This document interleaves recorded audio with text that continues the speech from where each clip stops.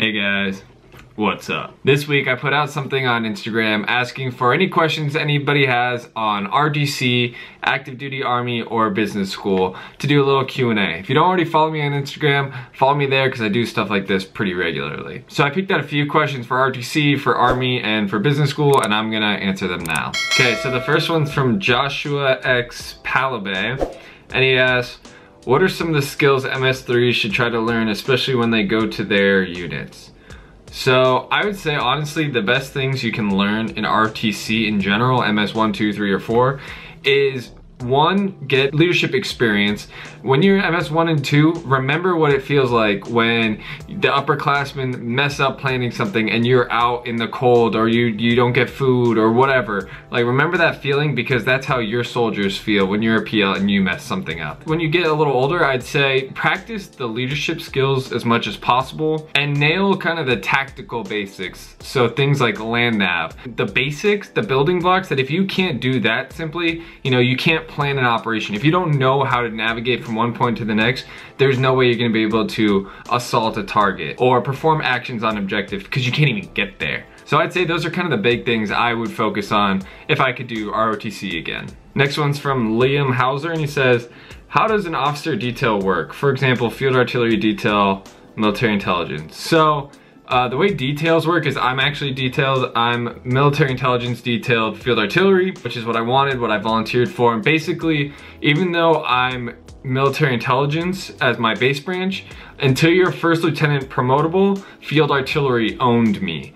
And then the second I became promotable, I was no longer field artillery, military intelligence owned me. And if I was staying in, I would stay in as military intelligence and do that for however long. One thing you should keep in mind though is you might not like the branch you were aiming for. For example, for me, I actually didn't want to go military intelligence anymore. It just doesn't seem like it's what I thought it would be. And I was actually going to try to stay FA if I was gonna stay conventional army. It's actually harder to do that than you might think. You have to do something called a VTIP, and basically the branch that owns you has to be okay with releasing you, and the branch that you wanna go to has to be okay with accepting you. And if either one of those two doesn't work, you're not going anywhere. So just keep that in mind. I'd say it's still good to do a branch detail just because it kind of gives you an option and some flexibility, but it's not as smooth and simple as you might think it is. Last RTC question comes from Infinity Monk, and he says, I'm near my ETS, thinking about doing college again.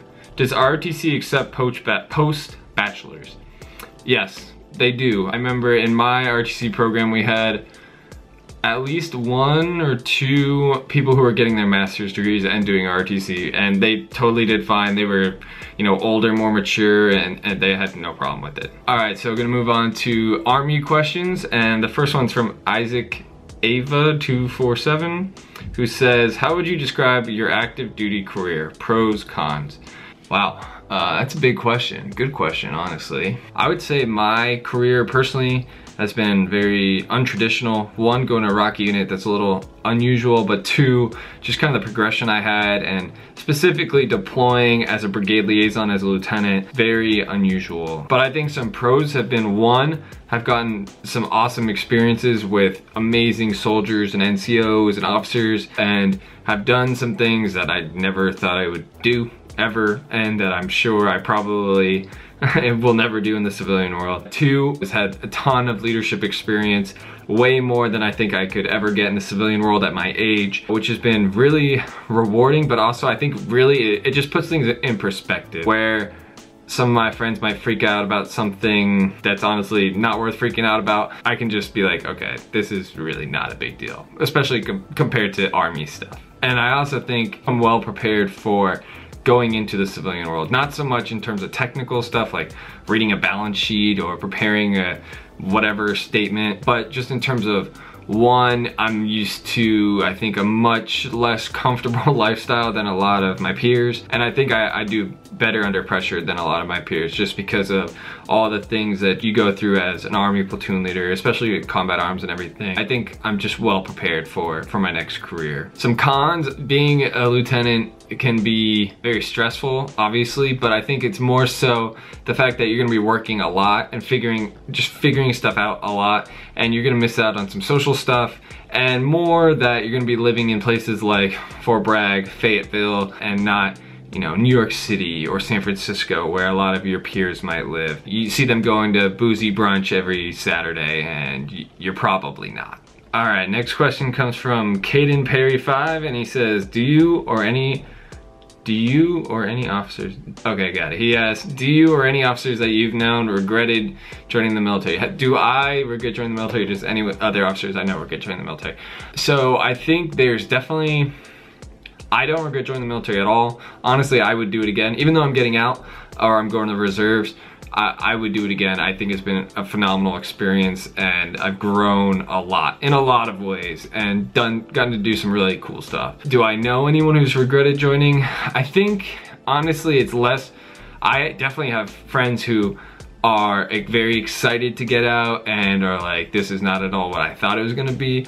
But even then, I don't know if they necessarily regret joining. I don't think they would join again if they could do it over again. But the fact that they did it, they realize that they've gotten a lot from it, and you know, being a veteran is gonna help them moving forward in life. So they wouldn't do it again, but I don't think they regret it. All right, gonna move to business school stuff. The first question I have is from, ooh, I'm gonna butcher this, sorry, Kewal Argawala, I think. And he asks, what factors have you taken into account while selecting the university? So I think he's asking, kind of what factors did I take into account when I was picking where I was gonna apply for business school? That's a great question. Honestly, round one, I just quickly looked up, you know, what are the best 2 schools for business school, and according to the internet, it was Harvard, Stanford, so I applied to Harvard and Stanford. Really didn't do much research. Like I've said in other videos, I kind of made a mistake on that. But for round 2, I did a little more research. A lot of it was based off of, you know, kind of brand and rank. I knew I wanted to go to apply to top 10 schools, but then from there to decide which ones I applied to, it was a lot based off of kind of what the program was known for and what the culture was like. So there's some great schools like Booth that I didn't apply to because from everything I could find, it was very quant heavy and very consultant heavy. And I don't think I want to be a consultant. I don't think I want to focus on quantitative stuff. So I didn't apply there. Next question comes from Jewel Hippo, who asks, tips for studying for the GMAT.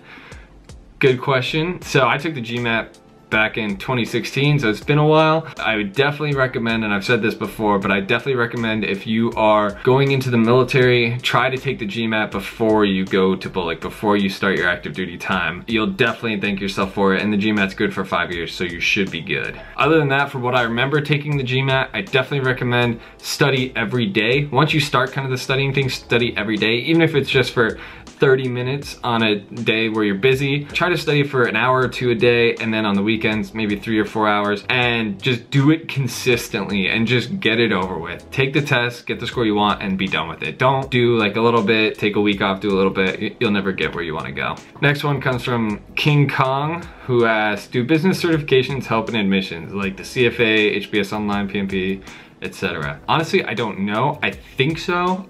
So just so you know, I've taken 2 HBS Online classes, business analytics and financial accounting. And honestly, one, I thought they were pretty good, and they're actually helpful for me. And I think, you know, they're not gonna be huge things for your application, but especially as a military applicant, if you have something like that on there, it shows that you really want to transition. You're not just saying it and throwing out an application just to do it. I think it gives more proof that you really want to transition and that you're preparing yourself for it and that you're dedicated to it. So in that regard, I do think it helps, but I don't think it's like a huge game changer or anything. Really, at the end of the day, I think they're looking for that raw talent, especially that leadership talent, because you can teach somebody any skill, but you can't teach talent. So hopefully your application, your background shows you have talent, and I think having certs and stuff will show that you're committed and you want to get to wherever you say you want to go. All right, last question comes from the Peaky NCOs, very nice.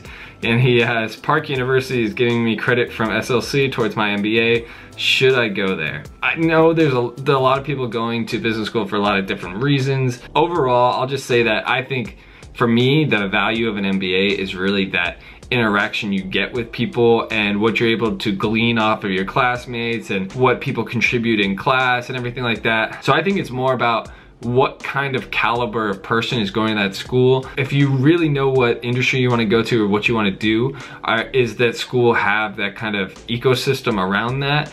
I wouldn't really go to a school just because you get credit for Army stuff you did. Like, that's good, and especially if it saves you money, I get it. But to me, I think really the value of an MBA is being around the people and the professors that you're gonna be around. And if the school you wanna go to just happens to give you credit for Army stuff too, great. But I would focus more on, this is the school I wanna go to, and that makes financial sense. All right, that's all the time I've got for this week, but let me know if you like this. If you do, leave me a comment, I'll do this again. Again, follow me on Instagram so that you can submit a question next time. And go ahead and give a like if you like this video, subscribe if you want to join me on this journey, and yeah, that's really all I've got for this week. So until next time, keep killing it.